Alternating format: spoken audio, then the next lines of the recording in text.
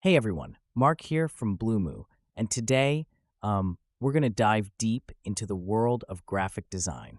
Specifically, we're going to chat about the best laptops that can keep up with all those, intense design tasks that you guys are tackling every single day. So whether you're a professional graphic designer or maybe you're just starting out, you know how important it is to have a laptop that won't um, lag or crash when you're in the middle of your creative flow. Trust me, there's nothing more frustrating than that. I've been there. We've been testing a bunch of different models, guys, looking at things like CPU performance, the display quality, which is super important for color accuracy, and of course, the overall build, because you want something that's going to last, right?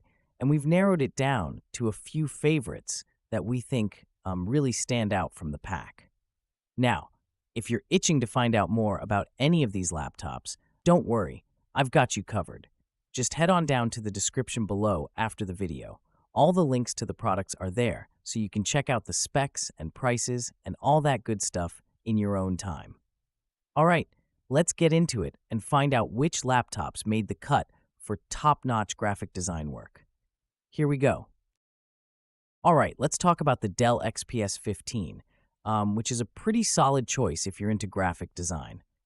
Now, the first thing you're going to notice is the display. It's just fantastic. It's got that ultra-sharp 4K resolution, and the color accuracy is spot on, which, is super important for design work. The screen is also like super bright, and it has this anti-reflective coating, which makes it, really easy to work on, whether you're indoors or, say, sitting at a cafe or something. Now, the performance side of things, it's running these high-end Intel processors, and you can get it with up to like the NVIDIA GeForce GTX graphics, which means it can, totally handle intensive design software like Adobe Creative Suite without breaking a sweat. Something that's nice is the cooling system. It's been designed to keep things like pretty quiet so it doesn't distract you while you're trying to focus on your work. And let's talk about the build quality for a sec, because that's what you're paying for, right? It's got this really sleek aluminum and carbon fiber body, which not only looks great, but it's also durable. Yeah, and the keyboard and trackpad are really comfortable to use, which, that might seem like a small thing, but if you're working long hours, it really makes a difference. However, keep in mind, it's not the lightest laptop out there. So if you're always on the go, that might be, I don't know, a little bit of a downside for you. So diving right into the Lenovo ThinkPad X1, first thing you'll notice is the build quality. It's sturdy, like really sturdy, which is pretty much what you'd expect from, the ThinkPad line. The chassis is like it's made of this carbon fiber hybrid material that can take a beating. And for graphic designers on the go, that's pretty important. The keyboard, it's great. It has that tactile feel that ThinkPads are known for. And it's comfortable for those long designing sessions, right? Now, the display, that's the real deal for graphic designers. You've got options with the X1, and if you can, go for the 4K HDR screen. The color accuracy is spot on with an Adobe RGB gamut coverage, which, let's be honest, that's what you want for precise work. It's also really bright, and, that helps with glare when working in different environments.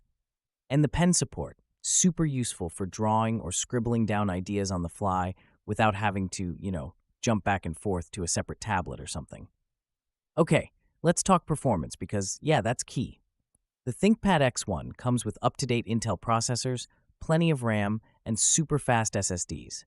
So like whether you're running Adobe Photoshop, Illustrator, or any other graphic-intensive applications, it handles them really smoothly.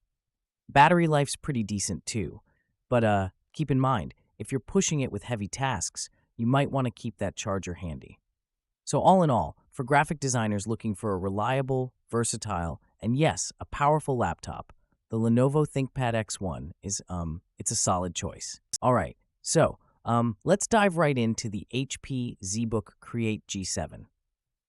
Now this laptop here, it's catching a lot of attention, especially among graphic designers, and there's a good reason for that. I mean, first off, you've got this gorgeous display, right? It's a dream color display with like 100% sRGB coverage, which basically means the colors you're going to see, they're super accurate, super vibrant. It's like What you see on the screen is what you get in print or in digital format, which for graphic designers is insanely important. And then there's the power behind this thing. It's packing some serious heat with options for up to 10th gen Intel Core i9 or Xeon processors, and for graphics, you're looking at up to NVIDIA Quadro or GeForce RTX options. Now that's a lot of firepower for Adobe Creative Suite, 3D rendering, video editing, you name it. Plus, it's got this really sleek and sturdy build. Not to mention the Z by HP means it's been tested for reliability and durability, so it can handle like the day-to-day grind, no problem. Battery life, of course, is on everyone's mind, right? Well, with the ZBook Create G7, you're getting decent battery performance, but let's keep it real. With high-performance laptops, especially when you're running intense graphic design software, you might want to keep your charger handy. So, wrapping up, I'd say the HP ZBook Create G7 is a solid choice for any graphic designer looking for a blend of performance, color accuracy, and build quality. It's not perfect, but it's definitely up there with the best in terms of what creative pros need in a laptop. So if you're in the market for a laptop that's tailored for graphic designers, the Asus ProArt StudioBook Pro 17 is definitely one to consider. First off, the display on this thing is like amazing. It's got a 17-inch WUXGA panel that's Pantone validated with 97% DCI-P3 color gamut, which in plain English means that the colors you see are going to be super accurate, which is pretty crucial when you're working on design projects. Now, what's really impressive is the NVIDIA Quadro RTX 3000 Max-Q graphics card packed inside.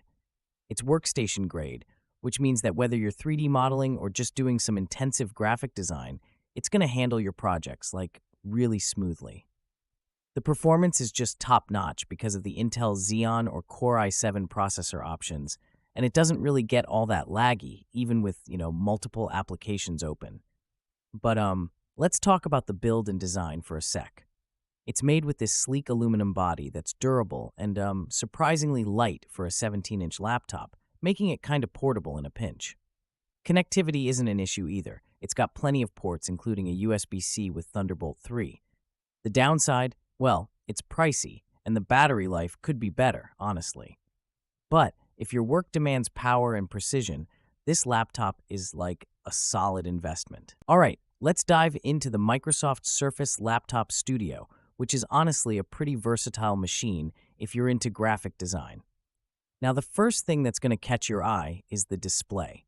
It's this vibrant 14.4-inch PixelSense Flow touchscreen, right? And it's got up to a 120 Hz refresh rate, which is super smooth, especially if you're doing things like scrubbing through timelines in After Effects or just sketching out designs in Photoshop. The screen itself is just super crisp and color accurate, which, is super important for designers to get those colors just right. Now, under the hood, this thing packs a punch. You've got options for 11th Gen Intel Core processors. And for graphic designers, this is key. You can get it with NVIDIA's RTX 3050 Ti GPU. So that means you're not going to have any trouble running most design software. Plus, this kind of power is great for 3D design work or even a bit of light video editing on the side.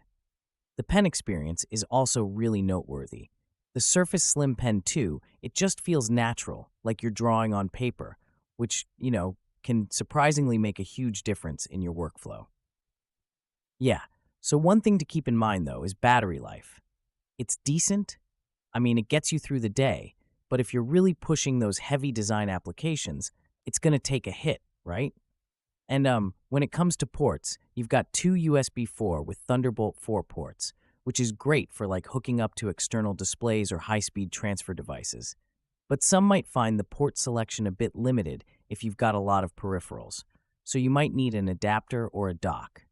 But overall, the Surface Laptop Studio is a solid choice for graphic design. With its flexible hinge, you can switch into studio mode and lay it flat for sketching, or kick it into presentation mode if you're showing off your work. It's just, it's got a lot going for it for creative professionals, I'd say. All right, guys. So that pretty much wraps up my take on the best laptops for graphic design this year. I really hope you found the insights helpful, especially if you're looking to invest in a machine that can keep up with your creative juices and, you know, not lag behind when you're in the zone doing your thing. Now, just a quick heads up, if any of the laptops we talked about today caught your eye, go ahead and check out the links in the description below. I've dropped them there so you can get all the specs and maybe snag one for yourself. And hey, if you've got any questions or maybe there's something you're curious about that I didn't cover, don't be shy. Drop me a comment down below. I'm always checking, and I'll do my best to get back to you with an answer or maybe point you in the right direction. All right? Now, if you haven't already, make sure you hit that subscribe button. It's a great way to stay connected, and it helps the channel out a ton. Plus, it'll keep you in the loop for all the latest videos that I put out, and I've got a bunch more reviews and tech tips that you won't want to miss. Trust me. So, yeah, go ahead and hit that like button if you found this video useful, subscribe, and, oh, check out my other videos too. You might find something else that tickles your fancy. Thanks so much for watching, folks. I'll catch you in the next video. Take care and keep creating.